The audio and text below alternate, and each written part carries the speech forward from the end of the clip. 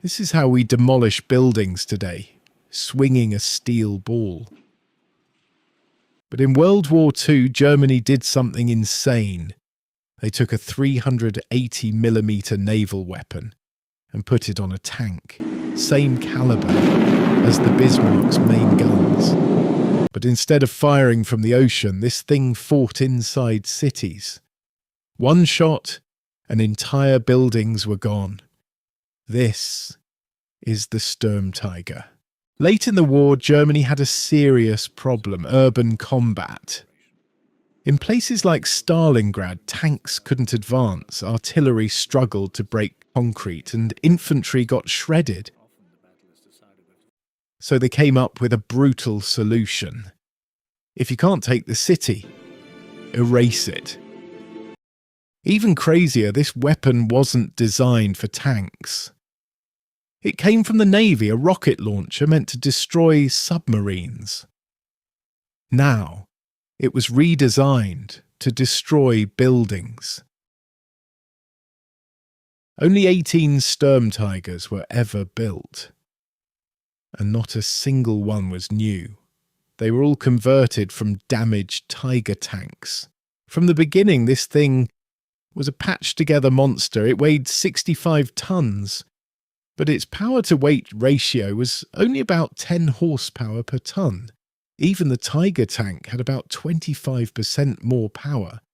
And then there's the fuel consumption. 1 litre every 50 metres. It didn't stop to fight. It broke down first.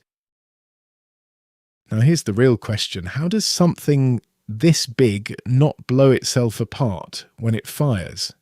Because it's not a normal gun. Muzzle velocity, only about 300 meters per second. That's extremely slow, because the real propulsion doesn't happen inside the barrel. It happens after it leaves. The rocket motor ignites mid-flight and keeps pushing it forward. So it's not firing a shell. It's launching a rocket. Those holes around the muzzle, they're vents. They release massive pressure and exhaust. Without them, the crew would be dead instantly. Each round weighed over 300 kilograms, about the weight of a vending machine, and it gets launched straight into a building against dense targets. A single explosion could disable an entire line of armoured vehicles. The shockwave spreads out, tearing structures apart. This isn't just firepower, this is deletion.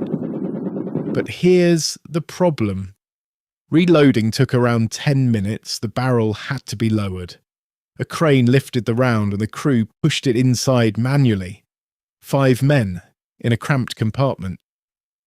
After one shot, you just sit there and wait. And it only carried 14 rounds.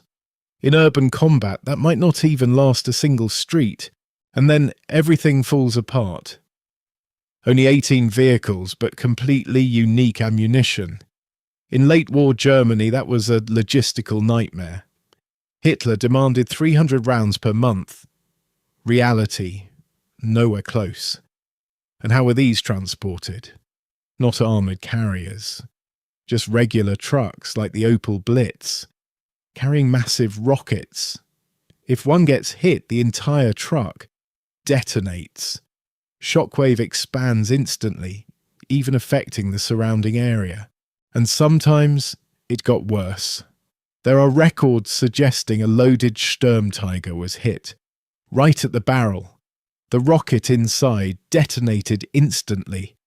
The entire vehicle was destroyed from the inside, torn apart by its own weapon. So here's the question. What if this machine arrived earlier? What if it fought in Stalingrad? Would it change the outcome? Or just fail even faster?